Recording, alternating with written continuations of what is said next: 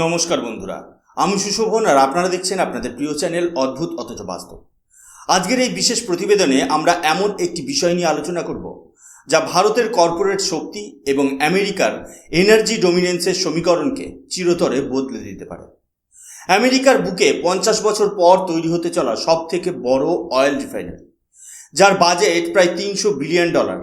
আর এই প্রকল্পের master mind হিসেবে ট্রাম্প বেছে নিয়েছেন ভারতের রিলায়েন্সকে। অথচ মুকেশ আম্বানি কেন এখনো নিশ্চুপ? কেন টেক্সাসের সাধারণ মানুষ এই প্রকল্পে সিঁদুরে মেঘ দেখছেন? জিওপলিটিক্সের দাবার বোর্ডে এটি কি কেবলই একটি বাণিজ্য চুক্তি, নাকি এর পেছনে লুকিয়ে আছে কোনো গভীর রণকৌশল? আজকের ভিডিওতে আমরা এই রহস্যের প্রতিটি স্তর উন্মোচন করব। সম্প্রতি ডোনাল্ড ট্রাম্প তার নিজস্ব সোশ্যাল মিডিয়া প্ল্যাটফর্মে এমন একটি ঘোষণা করেছেন যা গ্লোবাল এনার্জি মার্কেটে কার্যত একটি সুনামি নিয়ে এসেছে। তিনি দাবি করেছেন যে মার্কিন যুক্তরাষ্ট্রের ইতিহাসে সবথেকে বড় এনার্জি ডিল স্বাক্ষরিত হতে চলেছে। দর্শক বন্ধুরা, আপনারা হেডলাইনটি একবার ভালো করে লক্ষ্য করুন। এখানে কোনো রাগঢাক না করেই বলা হয়েছে যে এই ঐতিহাসিক প্রকল্পে ভারতের রিলায়েন্সের একটি অত্যন্ত শক্তিশালী ভূমিকা থাকতে চলেছে। ট্রাম্প ভারতকে কেবল ধন্যবাদই জানাননি, বরং রিলায়েন্সকে লার্জেস্ট প্রাইভেটলি হার্ড কোম্পানি হিসেবে বিশেষ সম্মান দিয়েছেন। কিন্তু এখানে একটা $1 মিলিয়ন প্রশ্ন খাড়া হয়, যে আমেরিকা প্রযুক্তিতে বিশ্বসেরা, যে আমেরিকা নিজেকে সুপার পাওয়ার বলে দাবি করে, তারা হঠাৎ ভারতের একটি প্রাইভেট কোম্পানির ওপর এতটা ডিপেন্ডেন্ট হয়ে পড়ল কেন? এর উত্তর জানতে হলে আমাদের একটু পেছনে ফিরে তাকাতে হবে। ঐতিহাসিক প্রেক্ষাপট বা হিস্টোরিক্যাল ব্যাকগ্রাউন্ড দেখলে আমরা দেখব 1970-এর দশকের পর, অর্থাৎ গত 50 বছরে আমেরিকার কোনো বড় মাপের গ্রিনফিল্ড রিফাইনারি তৈরি হয়নি। এর কারণ ছিল কঠোর এনভায়রনমেন্টাল রেগুলেশন এবং বিশাল খরচ। কিন্তু বর্তমানের পাল্টে যাওয়া জিওপলিটিক্যাল সিনারিওতে ট্রাম্প বুঝেছেন যে যদি আমেরিকাকে টিকে থাকতে হয়, তবে তাকে এনার্জি ইন্ডিপেন্ডেন্ট হতে হবে। বিশেষ করে ওপেকের দেশগুলো যেভাবে তেলের দাম নিয়ে ছিনিমিনি খেলে, তার পাল্টা জবাব দিতে ট্রাম্পের দরকার একটি গেম চেঞ্জার। আর এই এনার্জি ইন্ডিপেন্ডেন্স অর্জনের মহাযজ্ঞে ট্রাম্পের তুরুপের তাস বা মাস্টার কার্ড হলেন মুকেশ আম্বানি। ট্রাম্প জানেন রিলায়েন্সের কাছে এমন কিছু সিক্রেট সোর্স বা টেকনোলজি আছে যা দিয়ে তারা পাথরের মতো শক্ত বা পচা তেল থেকেও সোনা অর্থাৎ খাঁটি তেল বের করে আনতে পারে। রিলায়েন্স কেবল একটি কোম্পানি নয়, ট্রাম্পের চোখে তারা এখন একটি গ্লোবাল স্ট্র্যাটেজিক পার্টনার। এই ডিল কেবল টাকার অঙ্কে 300 বিলিয়ন নয়, এটি আসলে আগামী দিনে বিশ্ব তেলের বাজারের ক্ষমতার ভরকেন্দ্র বদলানোর একটা নীল নকশা। এখন আপনাদের মনে একটা খুব ভ্যালিড প্রশ্ন আসতে পারে, যে আমেরিকার কাছে নাসার মতো সংস্থা আছে, যারা সিলিকন ভ্যালির জন্মদাতা, তাদের কি ইঞ্জিনিয়ার বা টেকনোলজির এতটাই অভাব যে 7 সমুদ্র 13 নদী পার করে ভারতের রিলায়েন্সকে রাখতে হলো?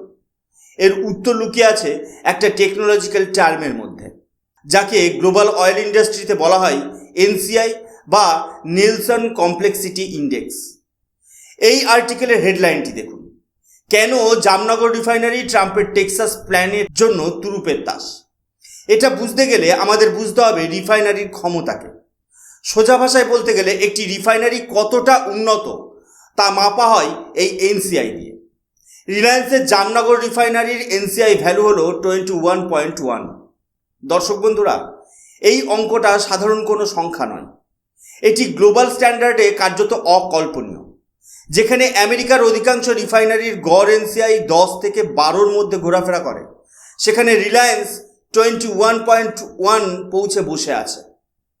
এখন প্রশ্ন হলো, এই হাই ইন্ডেক্স দিয়ে কি হয়?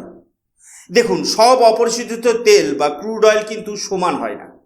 কিছু তেল থাকে খুব স্বচ্ছ আর পাতলা, যা রিফাইন করা সহজ। কিন্তু ভেনেজুয়েলা বা রাশিয়ার মতো দেশগুলোতে যে তেল পাওয়া যায় তা অনেকটা আলকাত্রার মতো ঘন, চটচটে এবং অশুদ্ধিতে ভরা, যাকে টেকনিক্যাল ভাষায় বলা হয় হেভি অ্যান্ড সোর ক্রুড। সাধারণ রিফাইনারিগুলো এই তেল হাত দিলেই তাদের মেশিন জ্যাম হয়ে যাবে। কিন্তু মুকেশ আম্বানির রিলায়েন্সের কাছে এমন ম্যাজিক্যাল প্রযুক্তি আছে যা দিয়ে তারা এই পচা আলকাত্রার মতো তেল থেকেও প্রিমিয়াম কোয়ালিটি পেট্রোল, ডিজেল এবং জেট ফুয়েল বের করে আনতে পারে। এখানে লুকিয়ে আছে আসল জিওপলিটিক্স। ট্রাম্পের নজর আসলে রিলায়েন্সের এই স্টেট অফ দ্য আর্ট টেকনোলজির উপর।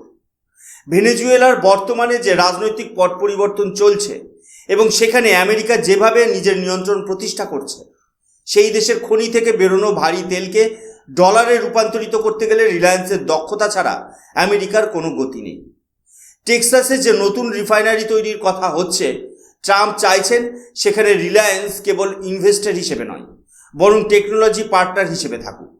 তাই এটি কেবল একটি সাধারণ বিজনেস ডিল নয়, এটি হলো ভারতের টেকনোলজিক্যাল সুপ্রিমেসি বা কারিগরি শ্রেষ্ঠত্বের এক বিশাল জয়গান। সবচেয়ে অদ্ভুত বিষয় হলো, ট্রাম্প যখন টুইট করে বিশ্বজুড়ে তোলপাড় সৃষ্টি করেছেন, তখন ভারতের রিলায়েন্স ইন্ডাস্ট্রিজ একদম নীরব। এই হেডলাইনটি পড়ার পর আপনাদের হয়তো মনে হতে পারে ডিলটি হয়ে গেছে, কিন্তু আর্টিকেলের ভেতরে গেলে দেখা যাবে কোম্পানি এখনও কোনো অফিসিয়াল কনফার্মেশন দেয়নি। এমনকি এই ঘোষণার পর রিলায়েন্সের শেয়ার প্রাইস প্রায় 1.5% পড়ে গিয়েছে। কেন এমনটা হলো? সাধারণত এত বড় খবর এলে শেয়ার বাজার পজিটিভ রিয়্যাক্ট করে, কিন্তু এখানে ইনভেস্টররা কনফিউজ। তারা ভাবছেন ট্রাম্প কি নিজের রাজনৈতিক মাইলেজ পাওয়ার জন্য সময়ের আগেই ঘোষণা করে দিলেন।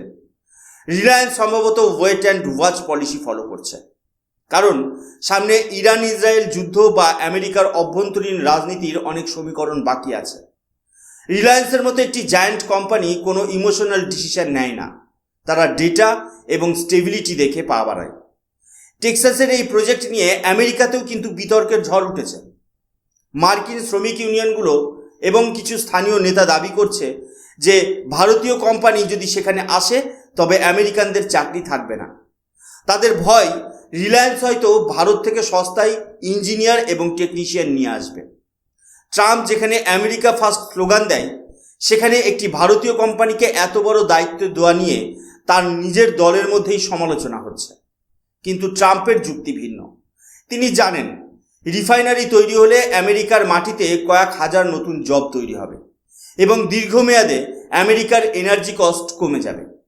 এখানে আমাদের বোঝা দরকার যে জিওপলিটিক্সে কোনো বন্ধু বা শত্রু স্থায়ী হয় না, এখানে কেবল স্থায়ী স্বার্থই থাকে। ট্রাম্পের রাজনৈতিক ভবিষ্যৎ অনেকাংশে নির্ভর করছে এই এনার্জি পলিসির উপর। ভিডিওর এই পর্যায়ে আমাদের দেখতে হবে সামগ্রিক ভূরাজনৈতিক পরিস্থিতি কি। এই রিপোর্টটি দেখুন।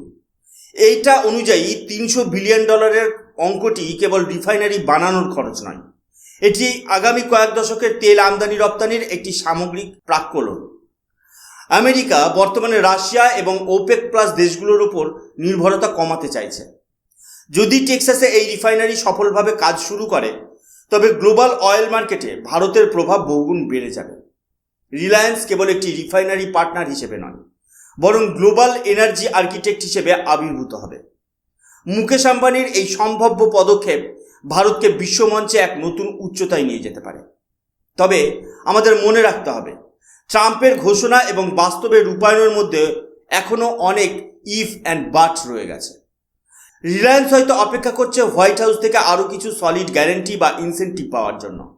পরিশেষে বলা যায়, এই মেগা প্রজেক্টটি যদি বাস্তবে রূপ নেয়, তবে তা হবে ভারত আমেরিকা সম্পর্কের এক নতুন মাইল ফলক।